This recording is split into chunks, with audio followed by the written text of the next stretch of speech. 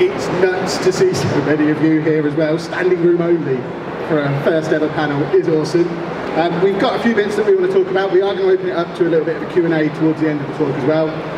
But firstly, thank you all for coming, and let's go down the line and introduce ourselves. I think we want to start with Connor, and then we can come down the line and find out who we all are. Hello. Oh, there we go, that's working. My name's Connor Ward. I'm a speaker, consultant, vlogger. I was diagnosed with autism at age 18, and ever since then I have worked in the online world and real world to try and improve the lives of other people on the spectrum. Hi everybody, my name's Polly. I have a YouTube channel called Polly Vlogs, and I'm also a creator on Facebook with nearly 2 million combined followers on there. And I was diagnosed with autism at the age of 26, so quite late, and yeah. Hey guys, how's it going? I'm Dan, the Aspie World, better known as, and I run a YouTube channel called the Aspie World and various online stuff. I was diagnosed at 26 years old as well, actually. It's quite interesting, super late, but I spend all my time advocating for understanding acceptance and really getting the information out there on how to live like really awesomely with autism. It's awesome. And I'm Kevin. I'm from the Chapman family on YouTube. I'm the one of us who's not currently diagnosed with autism, although I am going through the diagnosis process at 36, not 26. But my son Andy, who, if you've seen any of our videos, you'll have seen Andy, he's 15 and he is autistic, and we often talk about issues relating to that on our channel as well. So that's who we are. And I know to start things off, Connor wanted to just say a few words as the one who's been pushing for this the longest. The one who's made it all happen. Connor, would you like to tell us how we've got to this point? Well, first of all, I just want to point out that Kevin actually made this happen, so I thank Kevin for that happening. But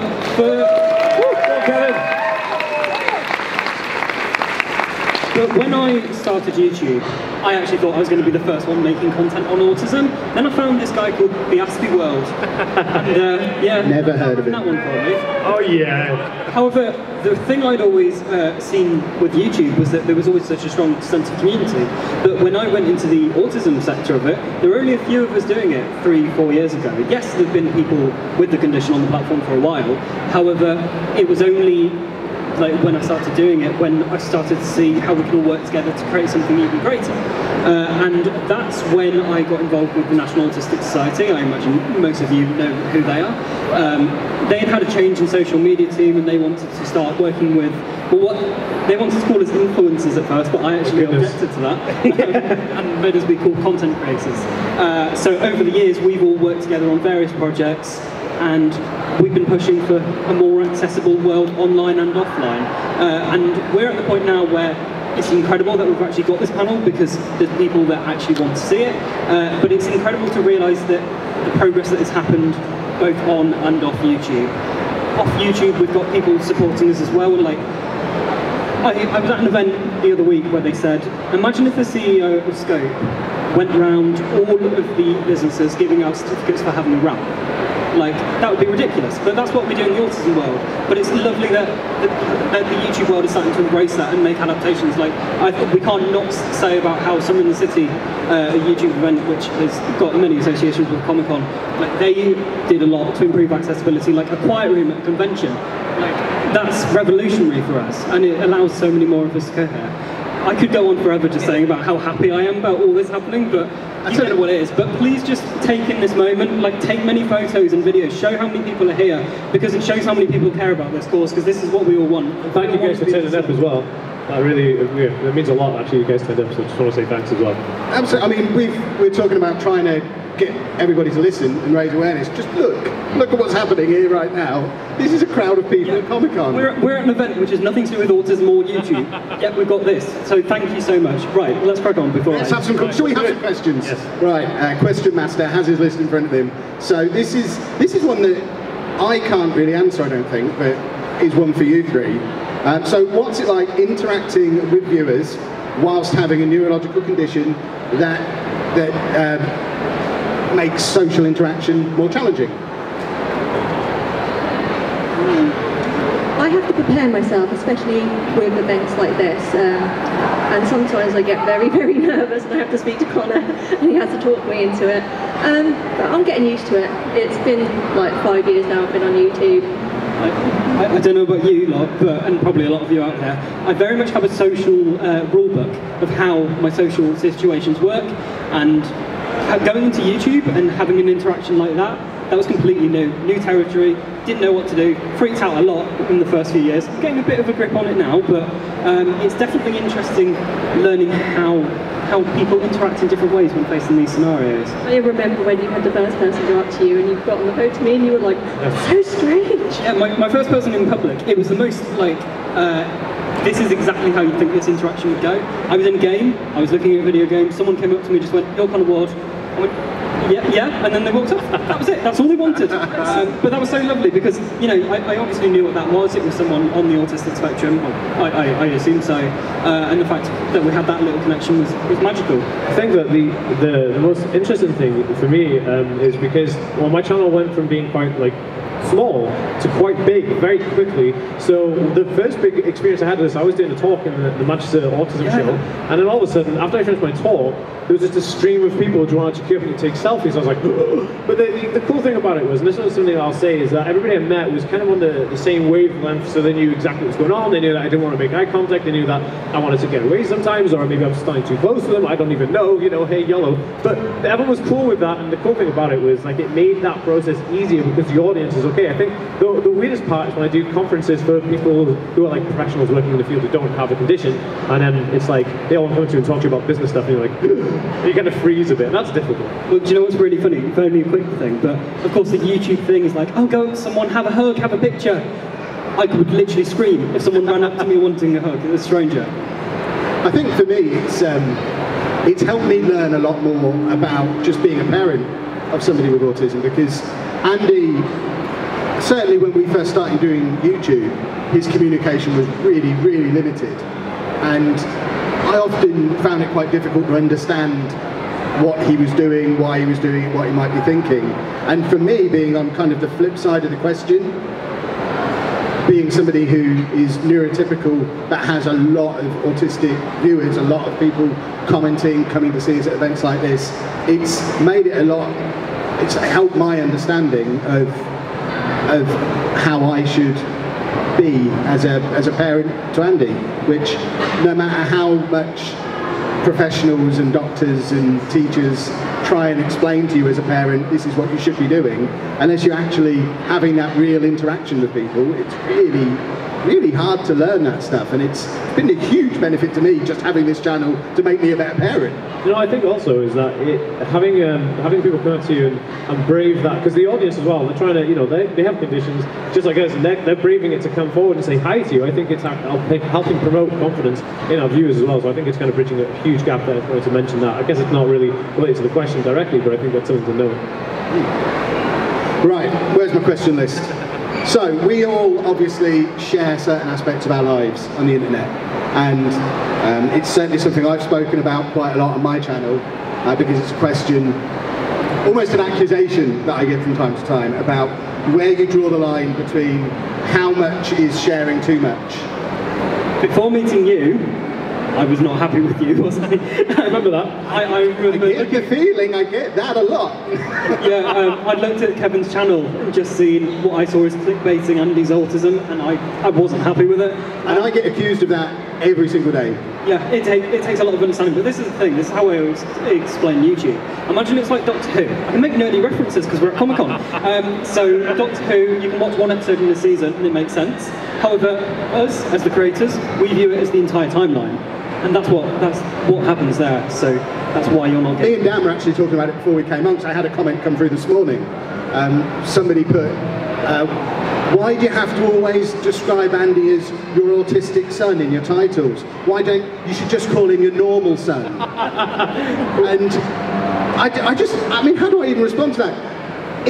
If someone's viewing my channel for the first time, are they going to come because they want to learn about my normal son?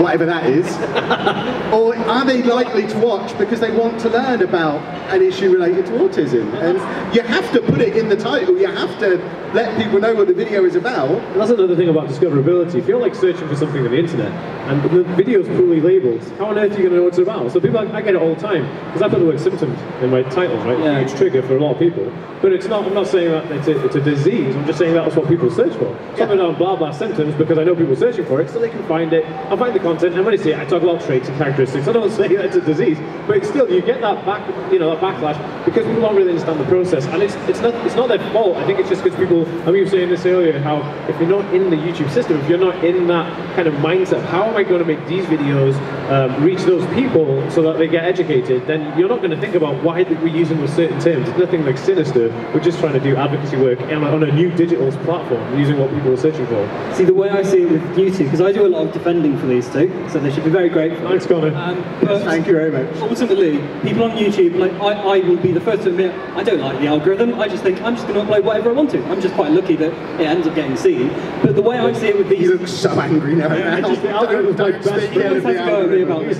But ultimately, you put yourselves out there to be slightly more controversial with the condition. However, you bring in so many more people that, yes, you might, I was going to say a swear word, but it's Comic Con, needs to be family friendly. You may annoy a certain percentage, but ultimately you're both reaching so many more. Absolutely. And I just want to add one thing, and I'll say this to everybody. People say, because this is it, how do you deal with hate?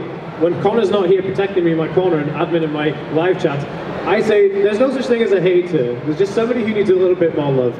And that's all it is. I never go negative with a hater. You just say to a hater, hey, that's cool, don't worry about it, let me know in an email and I'll sort you out. And it instantly becomes somebody who wants to watch you. I'm sorry I didn't understand you, that's cool. And I love it. So remember, haters are just people who need love, and that is true. So I should stop just blocking them. Absolutely, just give them all love. Honestly, you can kill them with kindness is an amazing expression. I do it all the time. Next time you guys get hate on anything, just say, thanks so much, I hope you're doing better. There's not something wrong with them. Like, there's something going on in their life that they're having to spew at you. Exactly, it's exactly what I do too.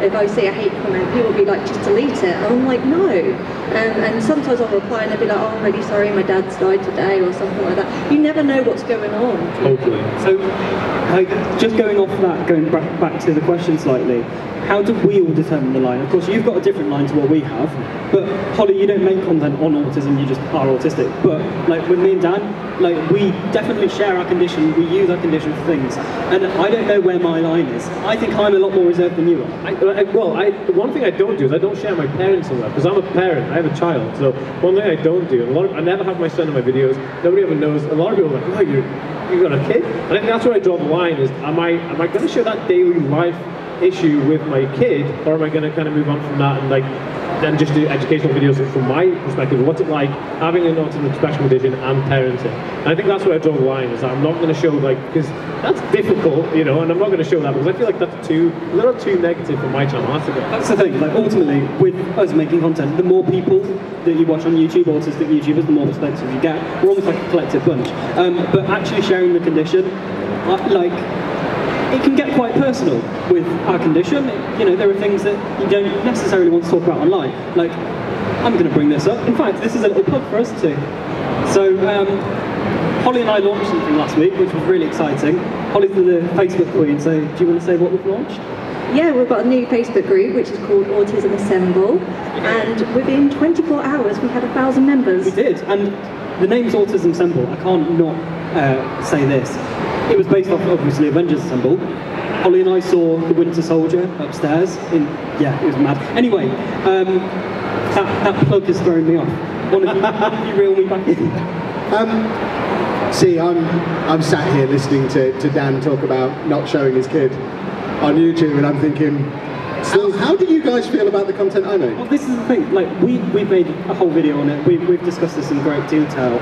You told me Andy says no at times, doesn't he? Oh yeah, he's completely in control of what's on camera and what's not. What you see of Andy on the internet, he knows what's going on the internet, he knows it's part of the video, and you don't see him say no, because if he says no as part of any scene, that whole thing doesn't go in. So even if we're 5 minutes deep, if he's just, no, actually, stop, then it never makes it into the vlog. So the stuff that's in the vlog is, he knows that's where it's going. He is aware that that's happening. So I think it's You're absolutely right, and I think it's important because, like, you know, if Andy's willing to want that footage out there, then it's going to help educate people. But I feel like, just for me personally, though, I don't think anyone's going to benefit from me freaking out over the fact my son's got unusual textured food. You know, like that's something that I can have to deal with. But I do get asked all the time by my viewers, like, "Are you going to put videos of like you freaking out over this, this, and this?" And I think, like, I just like to try, for me personally, my channel is a little bit more upbeat.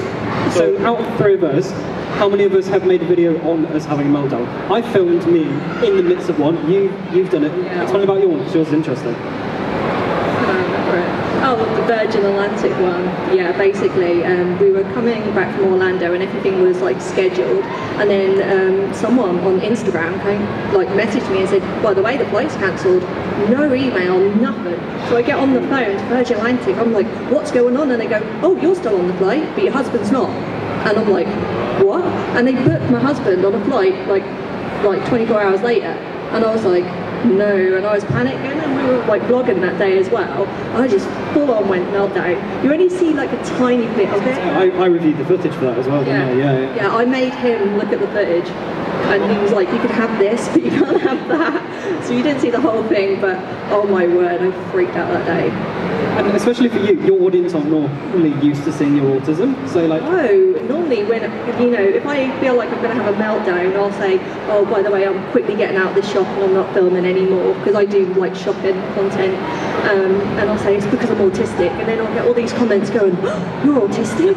You know, I don't feel the need to say I am. I'm just me. You know what my favourite comments are? It's like, "Oh yeah, I didn't realise you were autistic, you're really cool and funny." It's like, wait, can I not be those things? Like, but in terms of meltdowns, I've done videos explaining about meltdowns, and then I like recreate a meltdown. One thing I think I have a hard time with is when if I'm having a real super bad meltdown, the last thing on my mind is, I'm going to film this. Like, it's really difficult. So I'm like, oh, you know, but the closest thing I've got to it was when me and Alex, my assistant, he's here somewhere, we were in Boston last week, and someone had stolen my medication out my bag, right? And it was the last day we were in MIT. We were about to get our flight and go home like a few hours after this presentation, and I was like, uh-oh, and then it started setting in like that like panic to even more panic to meltdown to extreme, oh my goodness, I'm going to die. And then, but I managed to film most of that, going to the hospital in America and all that stuff, and that was good. But that's coming out soon. That's the first video I've ever done on that kind of experience, but it will be out next week. But that's the closest I've got to it. But like I said, it's the last thing I'm thinking about in that moment. I've always said I'd like to do one fictionally, so like acted, but I filmed kind of the cusp of a meltdown, but I wouldn't ever film an actual one. It's too much of a personal moment. But yes, yeah, right. Let's move on from meltdowns. We want to try and keep nice and positive as part of this panel. So changing gears slightly, a word that I think I've already heard one of you mention, but it might have been before the microphones were on. Do you consider yourself to be an advocate for autism? it's a funny one, because if people look at me and see the stuff I do, then they say yeah, and that's kind of the only reason I started clinging on to the term, was because of people telling me that. But in all honesty, I just see, well, I'm just talking about myself really. I just do it in various different mediums, online, in front of people, like at conventions like the Autism show, which is happening here in 3 weeks, just in case anyone didn't know about that. I really stopped plugging things, don't I? But yeah, Ken, I need to stop making jokes, it throws me off. Right. Sorry. Well, advocating for autism.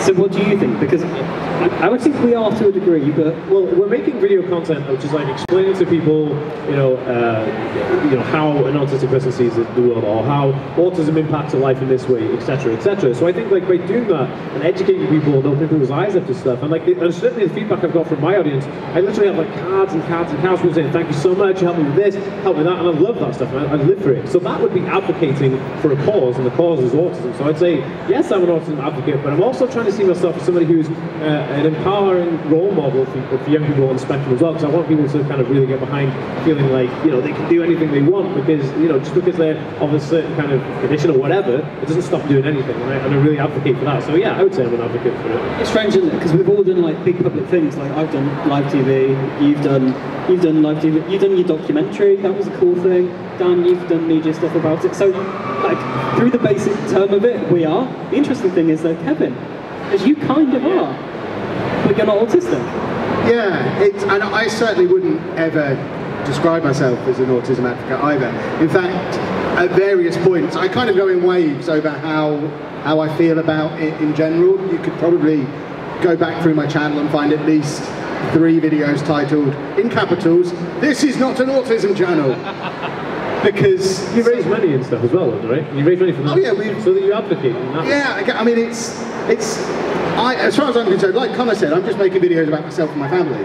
And off the back of that, I have opportunities to do things like raise money for the National Autistic Society and reach out to mainstream media and do stuff to help raise awareness. And I'm happy to do that, but a lot of it's kind of from a selfish point of view. I want to make the world a better place for Andy when he's old enough to step into it and have to face it on his own. I don't want him to face some of the backlash and some of the challenges that I see coming through the comments from our videos, because there are some very, very close-minded people out there, and I see it as like my mission now to raise awareness so that people understand him and accept him for who he is and don't judge him and slap the label of autistic on him and whatever. I'd say like that's definitely advocating for autism, because what you're doing with your videos is changing the mindset of people, and that's amazing. That's super powerful. I think that's what we're all kind of doing in a way as well, like with our videos, and that's one of the, I think that's the main aim of this entire community of autistic YouTubers or autism related YouTube channels. We're trying to change that narrative of people, like you said, to put labels on them, seeing people a certain way. So spinning off the back of that then, if we've decided that we are all autism advocates, even if it was reluctantly, is it okay for us to make money doing that? Because this is so strange about this one. Because this is my job, it's your job. It is. See, this is the thing. This is a literal divide. Oh yeah. We are the like, we both have stuff where we earn money outside of YouTube. Like, I don't know, I've earned 360 quid off YouTube in my entire time. But we have it as a hobby, you have it as a job. But then I have, obviously my parts of the job are charging people for public speaking, charging people for consultation work. If I won the lottery, I would do everything for free. But I'm sure that's what everyone would say. So it's weird, isn't it? Like, I think like, look, if you're doing a job and you're doing it well, someone will pay you to do it, regardless of like what it is you're doing. So it could be anything, no matter if you're working in an office or you're advocating for autism. It's not like you're raising money on false pretenses, you're just getting paid for doing a good job. The scale depends on your ability to, you know, do it as best you can, I guess, and then if you raise enough capital to support your family, your life, whilst advocating for a good cause, I don't think there's anything wrong with that. And I think like that's how I morally do it. And like I said, I never ever rip anybody off. It's not like I'm, you know, raising money and keeping it. And Kevin the same, you know. Yeah, I mean, whenever I have these discussions with people, I always go back to, well, if I didn't get paid to do it, I wouldn't be able to do it either as well or as often as I do. I couldn't release a daily video of the quality that we release if I also still had to go and work as a teacher all day, every day, like I was 3 years ago. It is a full-time job. It's not like you're sitting down making a video and just like, that's it for the rest of the week. It's literally every single second of every day. I thought of a really good analogy for this. However, it does involve another plug, so sorry. For goodness sake, who is paying this man? I've only made £360 on YouTube, however... So, I'm working on an app to help people on the autistic spectrum, and one thing that we all very much felt is that all the autism apps out there, they charge people a lot of money, and I didn't think that was right. I didn't think it was right to put adverts on it too, and we are making this app purely to be a free app that won't have adverts. We're going to get the money through other sources, but I think that sums up my entire stand on everything. It's avoid charging the people who need the services the most wherever possible. And I imagine that's kind of... That's why you see me and Dan selling people pillows on our videos.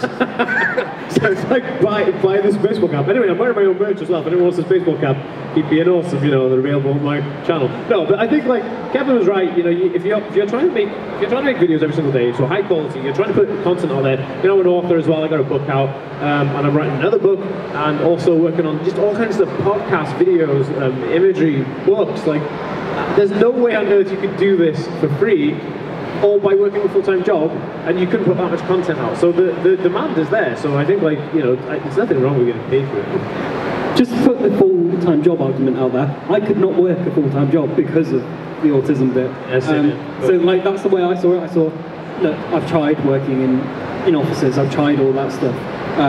So I make sure that the time that I don't use is made. I'm going to piggyback off the back of that as well and say I didn't give up work to do this. Yeah. Just in case anyone isn't familiar with our work, I left my job to become Andy's carer, and that story started to resonate with people, and this came after, so I actually left teaching to do that, and then people were interested in hearing about that, so it kind of happened the wrong way around. Piggybacking off that, I didn't have a job. I did a degree in chemistry, I didn't have a job, and actually, what Conrad said, I actually had to leave a job because of my condition. It was so severe, like being in an office environment was so harsh, the lighting, the people, the constant change, there was just no way doing it. So I had to leave that job, and I did a degree. After the degree, I started YouTube, and YouTube just took off, so it became my job. It was weird, it just evolved. It wasn't something I was like, right, I'm going to do this, give me money, you know, it wasn't nothing like that. And we've all formed online careers, like, well, Holly's Queen, so talk about the business side of it then, right? I'm more on like Facebook, I do like shopping and you know I show deals. But before I was on social media, I did try to, well, I had a few jobs and I just couldn't socialise. I can remember on my break everybody was like, yeah, come into the cafe and talk to us all.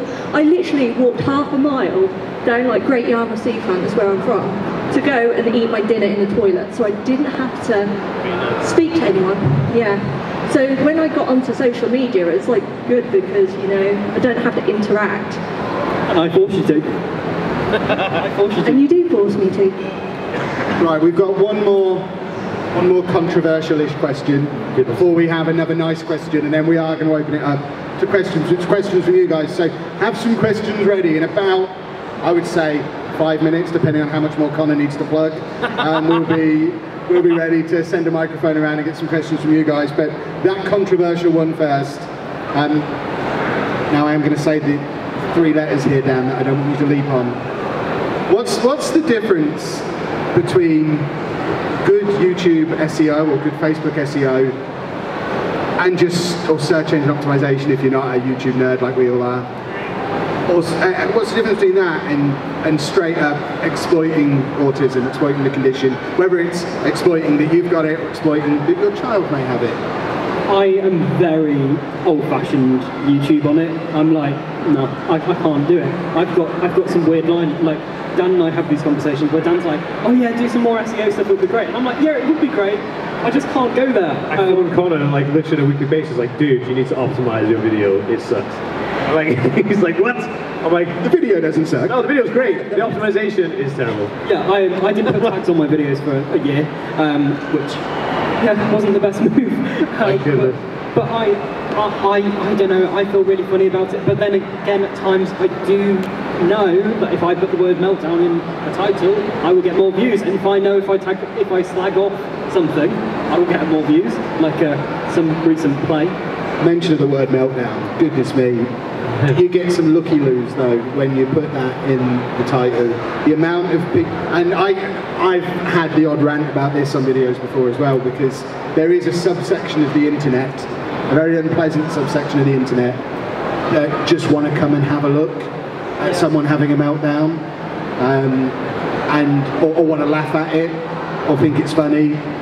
I'm going to give you my worst comment I've ever got. Do you not think it'd be a kindness for yourself to just kill yourself to get rid of the condition too? I was like, oh, lovely, that's what we're exposed to. But you know, I'll jump in here, I'll say this, right? So the difference between exploiting something and optimizing content for best searchability. Now, this is all I'll say on it, and I could talk for hours about optimization. If you're making... if you're making content that isn't true to what you believe in, the internet will find out and I'll just pull the plug. And I'll say this, you can optimize anything, but if you're just exploiting a condition, it will shine through. If you're not really honest about what you're doing, everyone will see that you're not honest about it, because you won't be able to back it up, it will look inconsistent, and you won't know how to optimize it properly, because you don't know what you're actually optimizing for. And no one's a good enough actor either to keep it going 24 hours a day, 7 days a week. This is why years. That is why YouTubers gets fail. found out. Yeah, because YouTubers go, I'm going to make a YouTube channel, become a millionaire. You know, the Jake Paul's are good enough, not me, and then they fail. They get 2 subscribers and sink because they're not passionate about what they're doing. And that's the difference. Passion equals success, and especially when you're trying to show something and advocate for something, there's a difference between exploiting. Because there's nobody, and I guess if there was anybody, they would have died out ages ago because they're just seeing through it. That's what I'd say about it anyway. I was going to say, you just need to remember, none of us have got negative intent behind what we do. Well, can't speak for everyone, we never know. But ultimately, I know everyone I interact with has got the right reasons behind it. So, Keemstar. We promised we weren't bringing him up.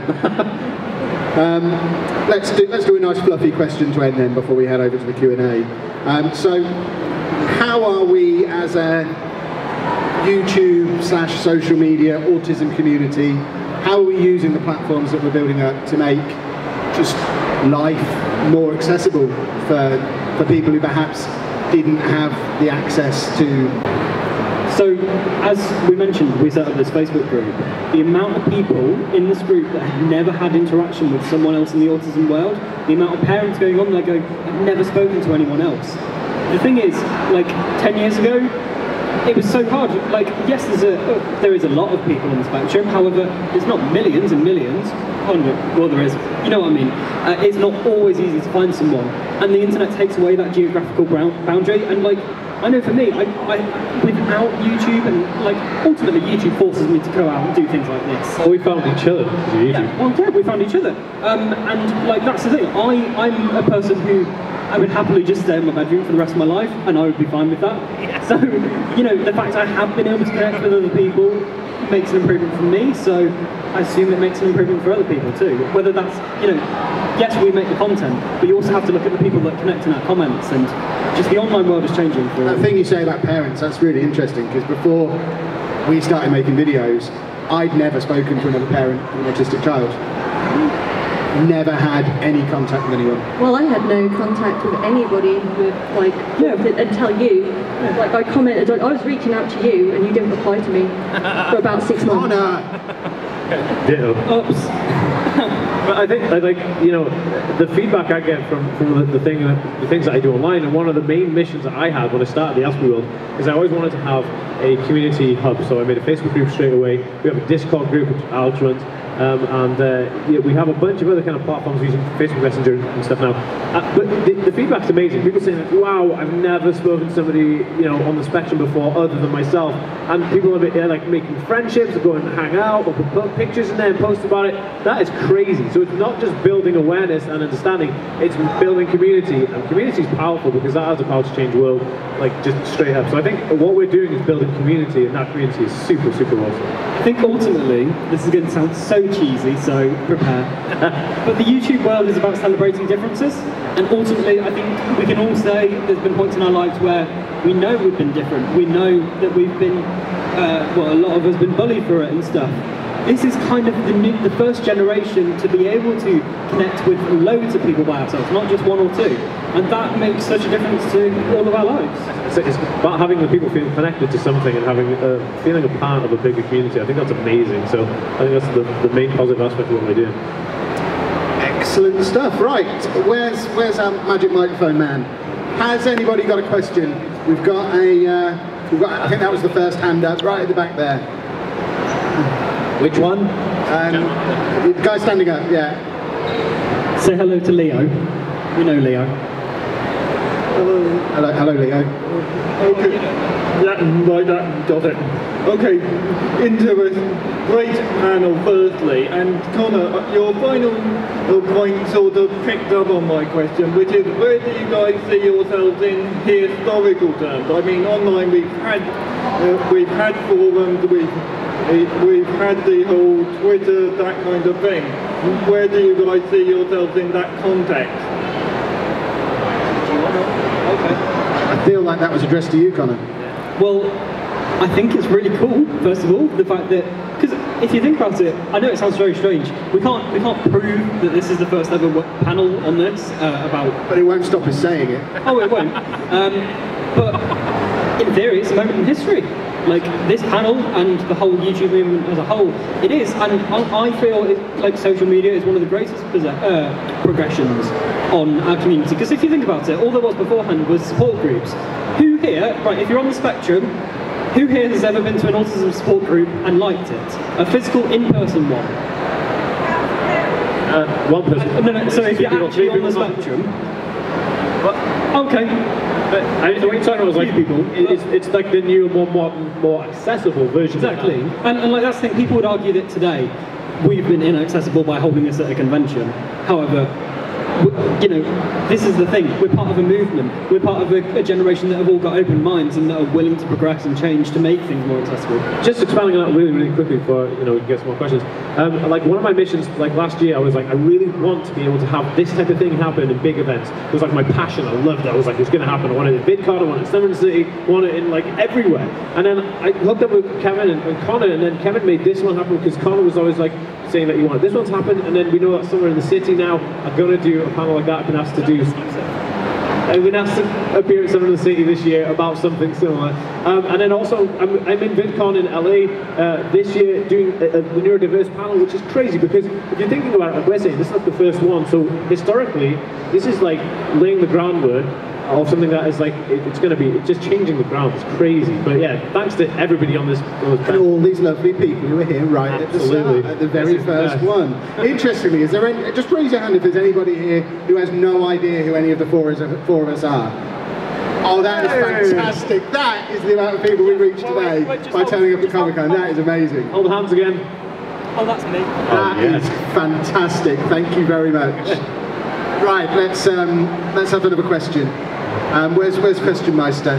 I wasn't paying attention. You can judge. Could you see her hand? There's this lady here with the thing, the hand here. Do you want to get right? Yeah, she's dancing as well. She's very keen. Thank you. Hi, I'm Chidi. So I wanted to ask for anybody on the panel who might be able to give any pointers. So autism as a condition across cultures and systems is something that is very largely misunderstood, and as a result it means that a lot of children are raised in homes where they internalize that shame and they grow up believing that they are defected or dysfunctional, and because their parents aren't educated either, those children don't actually have any kind of fundamental support system. So it means that they move through the world with the belief that they just aren't good enough. So I wanted to ask, do you have any pointers or possible advice for someone who is living with the condition and how they can be able to generate more self-esteem for themselves, especially in a world where most people won't be committed enough to try to understand them? I hope that made sense. It does. This is going to be a really expected answer, but to watch autistic YouTubers, and I know that sounds pluggy, but if you can see someone who's celebrating it and being positive about it, like it's free to watch people on YouTube. I get comments telling me that I'm cool, so I like to think that people are seeing that, and I assume we all get comments as well. And like when people find out we're autistic, they go, oh, "Thank you so much. Like it's good to see someone else with it, and you make me feel a lot better about it." And I think we all get that. And like I end all my live streams by saying like, "You guys are amazing."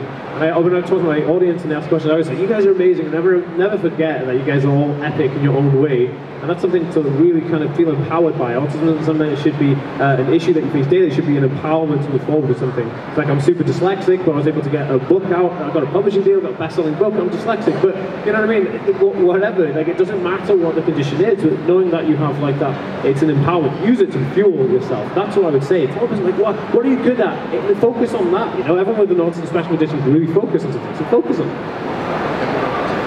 Yeah, I mean, I think that's one of the major motivations behind my channel, because I've got a lot of younger viewers who are autistic who will leave comments along the lines of, I wish my parents could see this issue that way, or even asking, like one of Andy's favourite things to do is he likes to go and walk around churches and film them. And it doesn't have to be a new church, and it doesn't matter if you did it the day before. He wants to go and walk around the church and film it and make a video about it, and he loves doing it, he enjoys doing it, and we take him whenever he asks. And I get young viewers contacting me and saying, how did Andy persuade you to do that? And it's just sort of helping them find ways to educate their parents, because a lot of the time, parents do find it very difficult to understand the issues that their children are going through. I said at the start of this panel that 3 years ago, before I started doing YouTube, I was not close to as good a parent as I am now. I've learned so much just from having conversations with people going through similar things. I'd gone through however many years of never speaking to another parent of an autistic child, never knowingly having a conversation with someone who was autistic. I knew nothing other than what I'd read in books and learnt through conversations with the doctors. But it's by having those conversations with people who are going through the same thing as you, sharing experiences. One of the most valuable things we ever do on our channel, like Dan was saying, is live streams, because you get that direct interaction with people, and you can just chat about issues. And I learn a lot, everyone watching learns a lot, and I need another 10 or 20 people in the same situation as me to go out and do the same thing. We'll take some more questions when we get time. Time is running, time was the essence. Go for it. Right, another question. Connor, do you want to pick a person for a question? Not Callum, put your hand down, thank you. I can't see faces, so I'm just going to have to go with you over there. Yes, you who just nodded your head and moved your head. Thank you very much for the talk. It's really, really interesting. I'm a doctor working in the NHS, work with quite a lot of autistic people, and the point earlier about support groups really sort of hit home for me. Do you see a scope in the sort of work you do to sort of help provide education for sort of NHS staff and care providers, especially given how difficult it can be providing support for autistic neurodivergent people? Look, I do a lot offline that people don't know about, but I do training sessions with the National Autistic Society where I go along and give, like, I'm a token autistic person. So yeah, I do stuff like that. I can always give you details on how you can arrange, on like how that. I was about to say that about all of us. I think me and Connor, because I'm just launching on the site actually this exactly like a video version of what Connor does live, because we were saying about accessibility, you know, getting to places.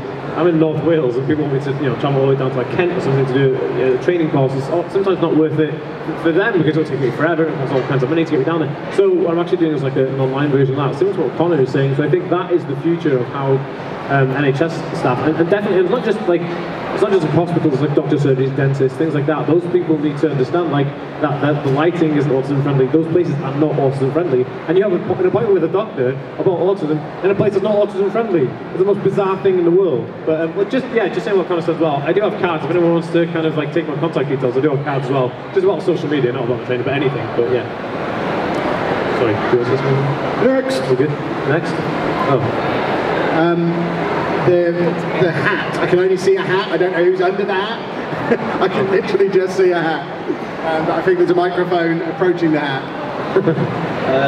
Yeah, just saying, you can probably maybe do one more after this.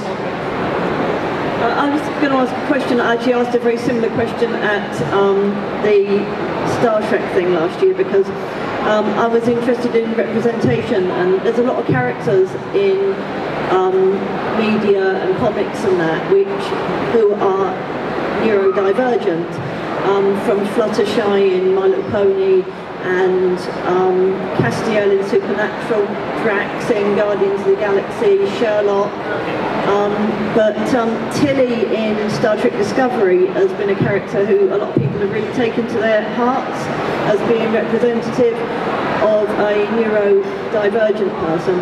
And I wondered what you thought about representation, and whether it's positive or whether they perpetuate negative stereotypes. So I do a lot on media representation. My most viewed videos are all like talking about representation in Atypical, in The Good Doctor. I recently made a video of the play The Curious Incident. So I'm very much into this stuff. We are progressing. That's what we have to remember. There's shows like The A Word that work heavily with the National Autistic Society that I think get autism right, but of course we want to see it in mainstream shows. What we have to remember as a community is that these characters are made in order to, well, if they've got the autism intent behind it, they're made to be able to access an audience that isn't to do with autism. So they may be stereotypical. However, of course, the more that builds up over time, the more characters we get in different things, ultimately a bigger picture will be built up. But it's a long game. But I know publicly I may trash things, like portraying autistic people as a puppet, but ultimately, behind the scenes, we all know that people don't have negative intent behind it. Yes, we like to accuse them of only using our condition to make money, But I think in the long run, it's only a good thing, even though they slightly get it wrong. But we can tell them.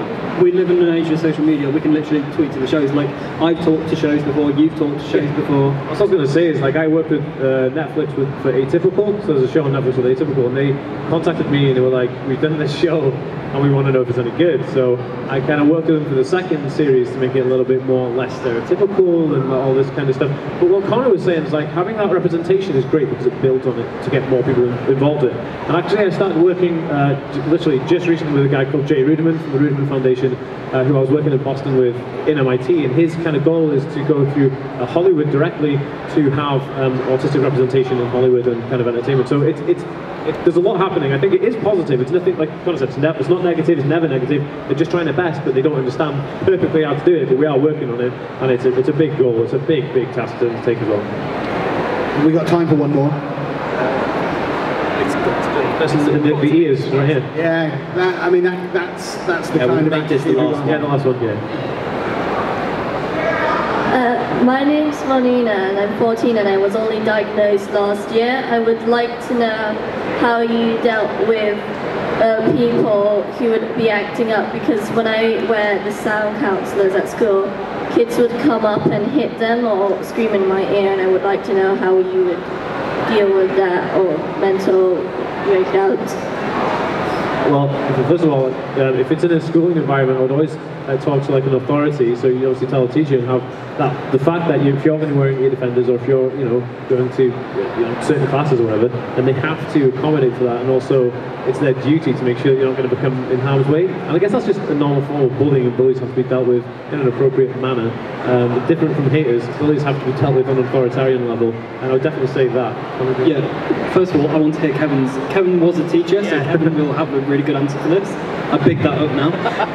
But ultimately, educating your classmates. I know that sounds really hard, but have words with your teacher. Like, get them. There's so many resources by the National Autistic Society to help this come across. Because ultimately, if all your class members understand autism, they wouldn't see any need to be picking on it. So if you can have words with your teachers, your pastoral cares, your heads of years, saying, look, please can we just spend a bit of time focusing on autism so people understand it more. Kind of stole my very good answer, because that literally is how it should be dealt with in a school. And I know, looking at it from a teacher's perspective, it's sometimes easier said than done, some of that stuff, because sometimes the teachers just won't even know it's going on. And I know it seems unfair, but sometimes the onus is kind of passed back onto you a little bit to make them aware that it's an issue. Don't feel that you have to do it in front of everybody else. Maybe a quiet word with that teacher or with any adult working in the school that you trust. Let them know what's going on. Let them know what you'd like to be done about it. And if they're any good, which hopefully they are, they'll then go down the routes that Connor's talking about and put on a big assembly for the whole school and not make it anything to do with you. It's not your assembly, it's this assembly we're learning about autism, because you should know about it. Everybody should know about it. And there are definitely ways to handle it sensitively, and hopefully, I mean, if you want to send any of us an email, a tweet, anything like that, we can probably go into more detail and give you some more tips. Yeah, I was going to say that about the other questions. Running over time. Any other questions? I suppose you can always tweet us, like reach out, email, and anyone else come and get our cards, then just come up to us. Definitely for that. We'll all be hanging around a little bit, won't we? Yeah, we've been told we're not allowed to hang around here, but we're going to kind of move over into the Sutherland City area and just take over that. So if anyone has got any more questions they want to ask, just come and find us. But yeah, thank you very much for coming, guys. Just one quick thing before you leave. Be sure to tweet MCM if you want to see more of these, because the more social... what he said. Yeah. Super important. Yeah. Tweet about it. Tell us how good it was. Take photos. Take photos. Take photos and tweet about More it. social awareness, the more likely this can happen. Feel free to also tweet Somewhere in the City, Vidcon, anybody else as well. I didn't say that on their stage.